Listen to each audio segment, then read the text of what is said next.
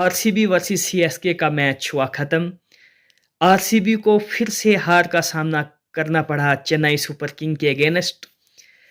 ऐसे हार तो आखिरी ओवर में हुई सीएसके के अगेंस्ट आरसीबी की 6 विकेट से। लेकिन जब शुरुआत हुई तो सबसे पहले टॉस डुप्लेसी ने जीता आरसीबी ने अगेंस्ट सीएसके के। जब शुरुआत करने के लिए डुप्लेसीज और विराट कोहली आए, दोनों बड़े तजुर्बाकार ओपनर्स थे। लेकिन जिस तरह का आगाज रहा, हालांकि डुप्लेसीज ने बड़ी ताबड़तोड़ इनिंग खेली, 35 स्कोर के। लेकिन दूसरी जान विराट कोहली जिस कैलेबर के बैटर हैं, जिस तरह की उनसे उम्मीद रहती, उस तरह की इनिंग्स उनके बल्ले से नहीं आई। स्लो इनिंग थी, एक टेस्ट इनिंग कहा जाएगा तो गलत नहीं होगा। 21 रन स्कोर किए 20 गेंद में, तो काफ़ी स्लो इनिंग थी। जब विराट कोहली आउट हुए तो उसके बाद एडिटर आए, उनका भी विकेट जल्दी 0 पे गए। वहां पर फिर डुप्लेसीज भी आउट हो गए तो सीएसके के फास्ट बॉलर मुस्तफिजुर रहमान कहर रहे थे। 3 के 3 विकेट्स पहले उनके शिकार बने। फिर आए ग्लेन मैक्सवेल, जिससे बहुत उम्मीदें थी आरसीबी को मैक्सवेल से, तो मैक्सवेल भी दीपक चहर का शिकार बने। और फिर चौथी विकेट भी आउट होगी, फिर 5वीं विकेट फिर से मुस्तफिजुर रहमान ने ली। तो एक वक्त पे 78 पर 5 विकेट्स हो चुकी थी। आरसीबी की हालत बड़ी गंभीर थी, बड़ी मुश्किलात के दो चार थे। ऐसा लग रहा था कि 100 भी कर पाएगी आरसीबी या नहीं। लेकिन उस वक्त वहां एक अच्छी पार्टनरशिप लगी। अनुज रावत जो एक यंगस्टर हैं आरसीबी के, उम्दा इनिंग 48 रन स्कोर किए उन्होंने। और उनके साथ दिनेश कार्तिक सीनियर बैटर, उन्होंने 38 रन स्कोर किए और 173 तक आरसीबी को पहुंचाया। एक रीजनेबल टोटल। अब 174 का हदफ था चेज करने के लिए, आरसीबी ने जो दिया था सीएसके को।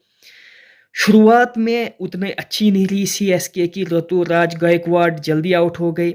लेकिन रचिन रविंद्रा जो कि न्यूजीलैंड के जबरदस्त बैटर हैं, याद होगा आपको वर्ल्ड कप में जो नाम अगर न्यूजीलैंड में सबसे ज्यादा किसी ने कमाया था तो वो रचिन रविंद्रा थे। और सीएसके ने उन्हें पिक किया और उन्होंने सही अपनी परफॉर्मेंस, अपने कैलेबर पर, जिस चीज़ के लिए उनकी शोहरत है उस पर उन्होंने किया।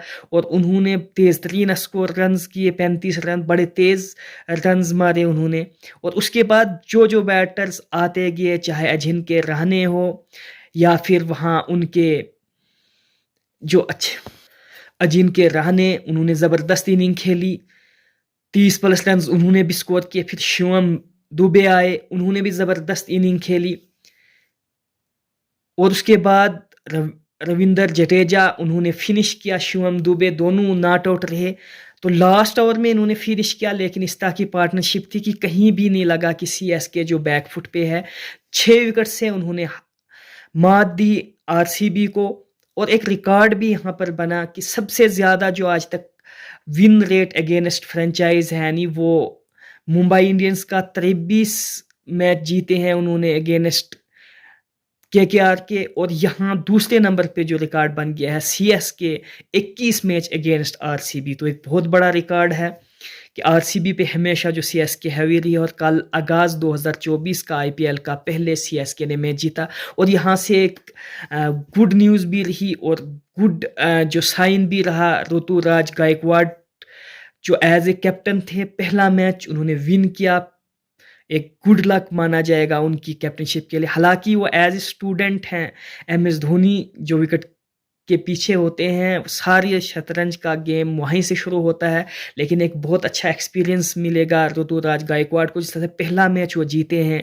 तो आईपीएल का एक बेहतरीन आगाज था सीएसके के लिए। चेन्नई अपने होम क्राउड में था और मैच जीता उन्होंने पहला। तो पहला मैच जीतकर आसानी से आरसीबी को मात दी।